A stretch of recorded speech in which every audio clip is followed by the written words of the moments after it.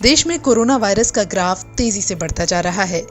कोविड-19 के कुल मामले 45 लाख के पार पहुंच गए हैं और एक दिन में 96,000 से ज्यादा कोरोना संक्रमित मिले हैं।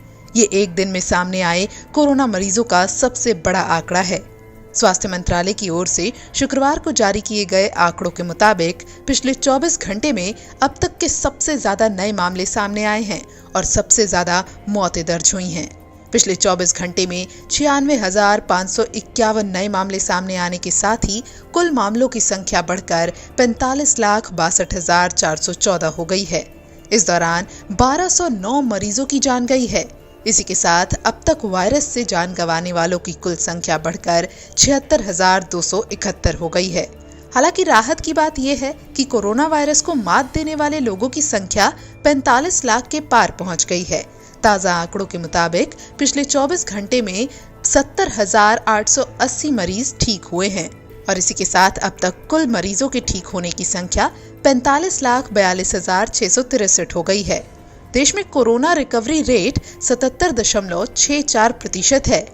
वहीं एक्टिव मरीज 20.67% हैं, तो मृत्यु दर 1.67% है, जबकि पॉजिटिविटी रेट 8.29% है। और देश में वर्तमान में एक्टिव केसेस की संख्या 9,43,480 हो गई है और इन बढ़ते मामलों पर लगाम लगाने की पूरी कोशिश की जा रही है। वैक्सीन की खोज तेज की जा रही है। हालांकि लोगों की जिंदगी को पटरी पर लाने की भी कोशिश तेज है। इसी के तहत अनलॉक 4.0 में मेट्रो सेवाएं शुरू हो गई हैं, स्पेशल ट्रेनें चलाई जा रही हैं और स्कूलों को किस तरीके से खोलना है उस पर भी विचार जारी है। यानी साफ है कि कोरोना वायरस काल में जनजीवन सामान्य करने की कोशिश की जा रही है, साथ ही आगे बढ़ने के कदम को पीछे नहीं खींचा जा रहा। इसी के तहत कोरोना वायरस के इस काल में नई राष्ट्रीय शिक्षा नीति 2020 भी आई है। वहीं प्रधानमंत्री नरेंद्र मोदी ने शुक्रवार 11 सितंबर को राष्ट्रीय शिक्षा नीति 2020 यानी NEP 2020 के तहत 21वीं सदी में स्कूली शिक्षा विषय पर एक सभा को वीडियो कॉन्फ्रेंसिंग के जरिए संबोधित भी किया।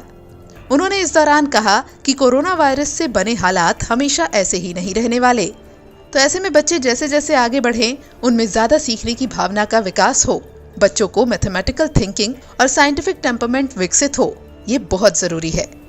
पीएम मोदी ने इस दौरान कहा कि हमारी शिक्षा व्यवस्था अब भी पुराने ढर्रे पर चल रही थी, अब तो काम की असली शुरुआत हुई है। नई शिक्षा नीति में 10+2 की पुरानी व्यवस्था को बदलकर 5+3+3+4 की व्यवस्था बहुत सोच समझकर लागू की गई है।